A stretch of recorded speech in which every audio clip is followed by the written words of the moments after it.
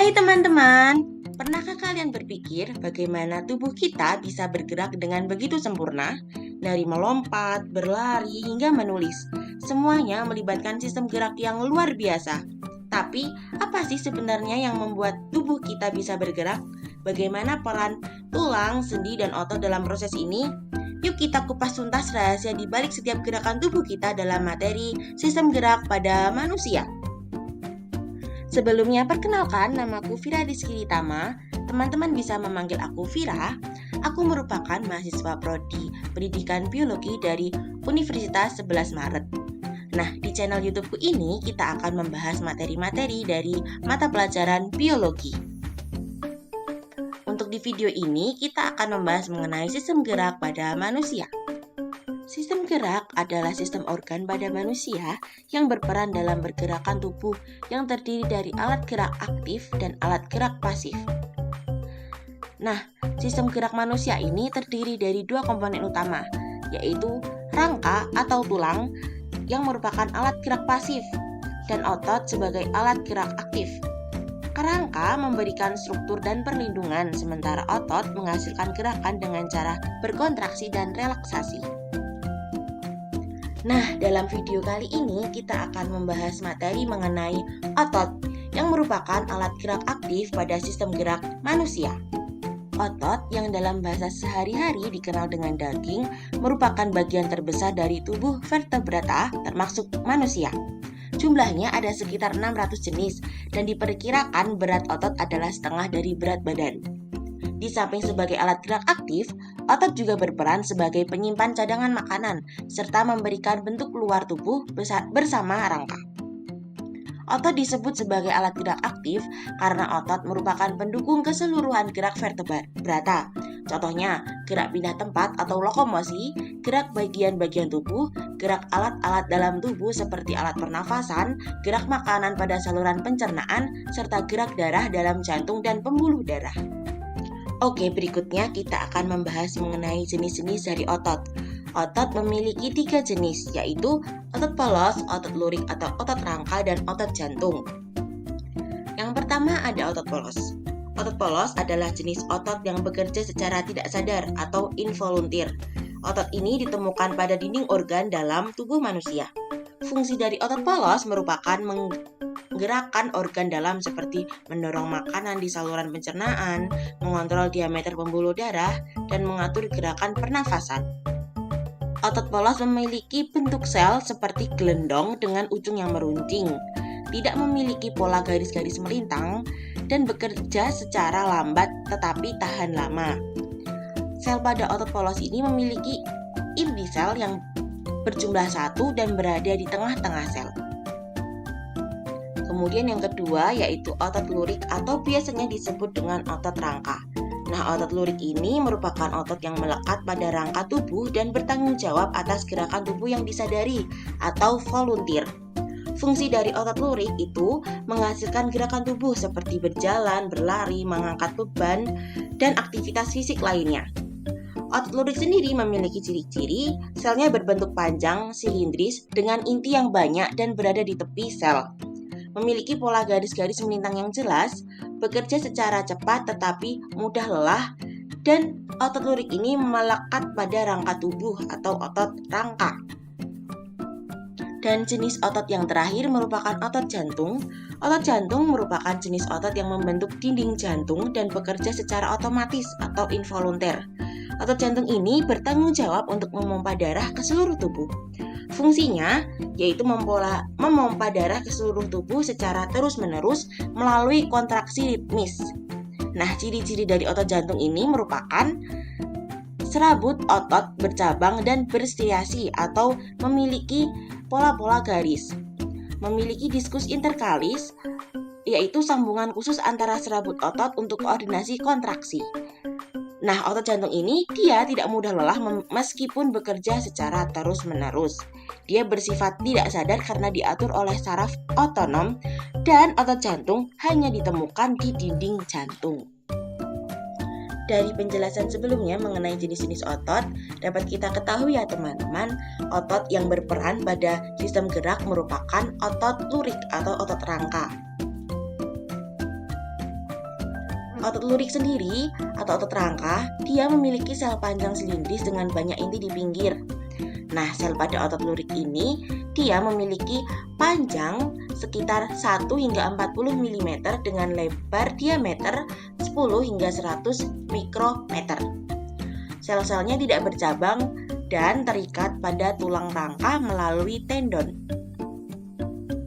Pada otot lurik terdapat miofibril yang terdiri dari filamen aktin, troponin, tropomiosin, dan miosin yang tersusun pada pola pita terang dan gelap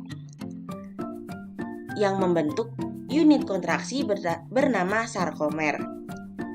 Nah, aktivitas dari otot lurik ini dia cepat namun dia mudah lelah karena dikendalikan oleh otak atau volunteer dan kaya akan mitokondria.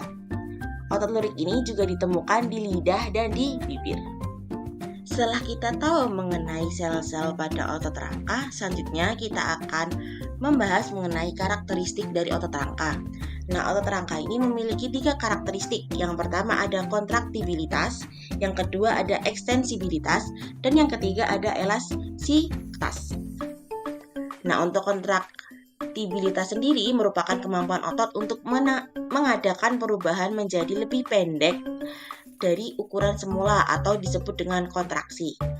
Saat otot memendek, maka organ pada tubuh yang dilekati akan berubah posisinya.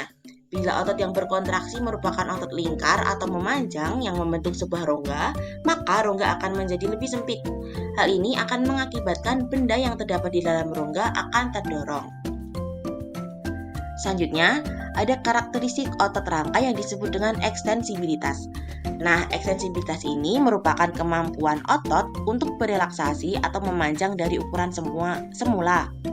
Karakteristik ini merupakan kebalikan dari kontraktibilitas.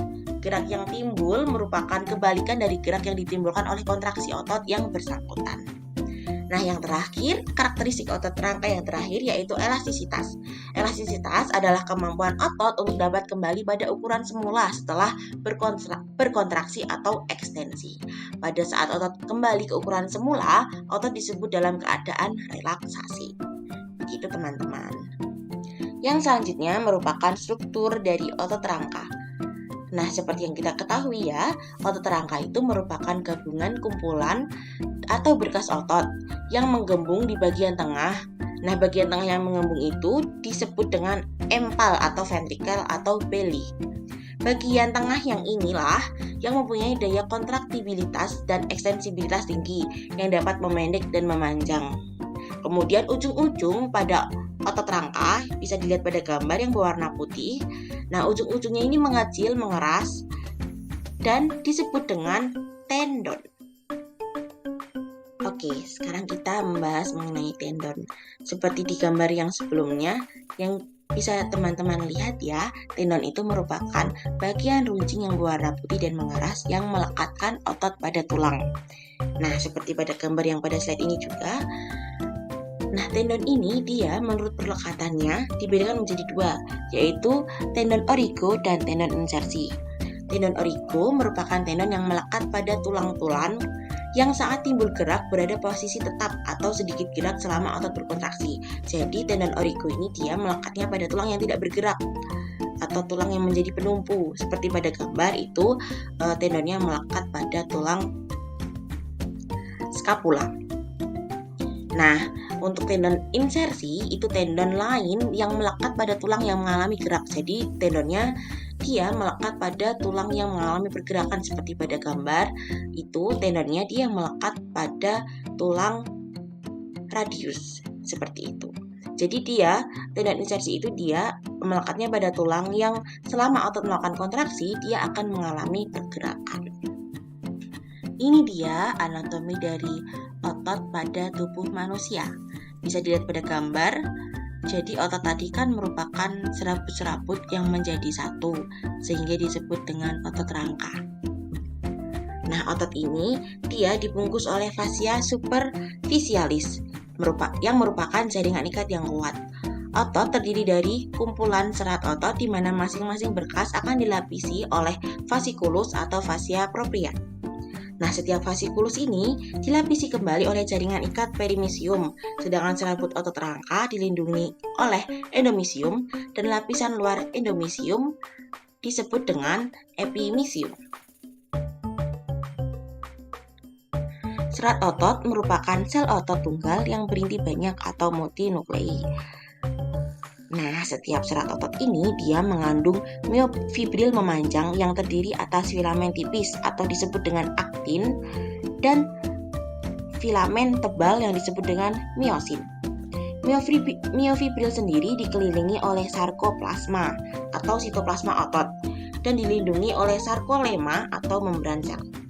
Miofilamen atau yang merupakan elemen penyusun myofibril terdiri atas aktin dan miosin dengan struktur filamen yang berbeda. Nah, filamen tebal atau miosin terdiri dari protein miosin, sedangkan filamen tipis atau yang disebut dengan aktin itu dia terdiri dari protein aktin. Nah, keduanya bekerja bersama dalam sarkomer untuk menggerakkan otot. Oke teman-teman, bisa diperhatikan gambar ini merupakan gambar lebih detail lagi dari anatomi serat otot rangka. Nah, bisa dilihat di gambar ada yang namanya myofibril. Myofibril ini dia mengandung unit kontraktil yang bernama sarkomer yang akan berperan dalam kontraksi otot seperti yang sudah dijelaskan pada penjelasan sebelumnya. Nah, sarkomer dia memiliki pola garis gelap atau yang disebut dengan zona Z dan pola garis terang atau disebut dengan zona H. Nah, di zona H nanti ada garis yang berada di tengah-tengahnya yang dinamakan dengan garis M. Zona Z atau pola garis gelap pada sarkomer merupakan titik tumpang tindih filamen aktin dan miosin. Nah, ini dia anatomi terkecil dari serat otot. Bisa dilihat di dalam myofibril itu ada garis Z, garis M, ada zona H, kemudian ada pita A, pita I, miosin, aktin, dan sarkomer.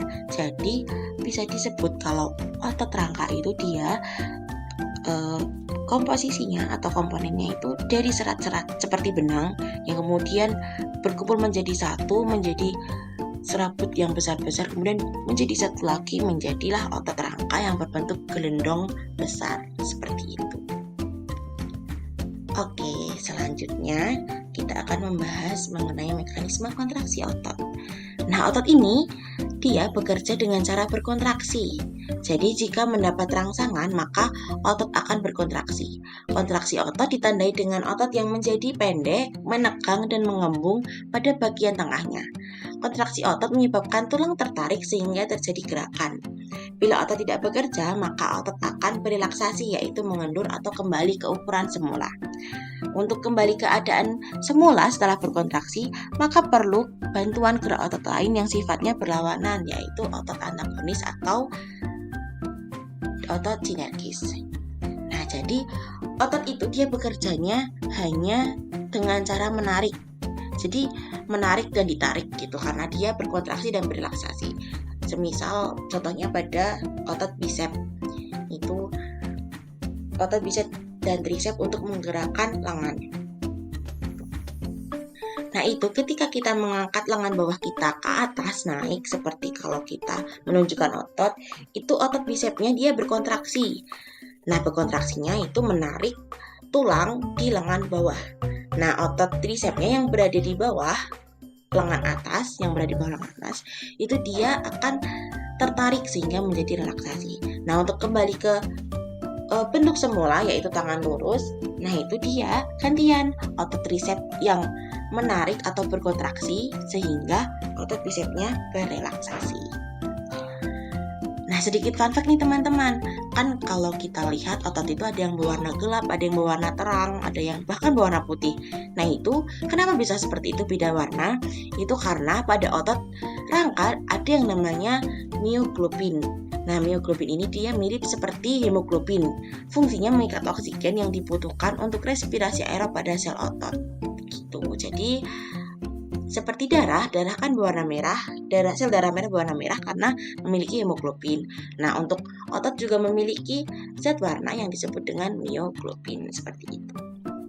Baiklah teman-teman semuanya, itu tadi merupakan video dari penjelasan mengenai otot sebagai alat gerak aktif pada sistem gerak manusia. Terima kasih telah menyaksikan video ini. Semoga penjelasan tadi membantu kalian memahami materi lebih baik. Jika ada pertanyaan atau hal yang ingin didiskusikan, tuliskan di kolom komentar ya. Jangan lupa untuk like, share, dan subscribe agar tidak ketinggalan video menarik lainnya. Sampai jumpa di video selanjutnya dan terus semangat belajar. Terima kasih.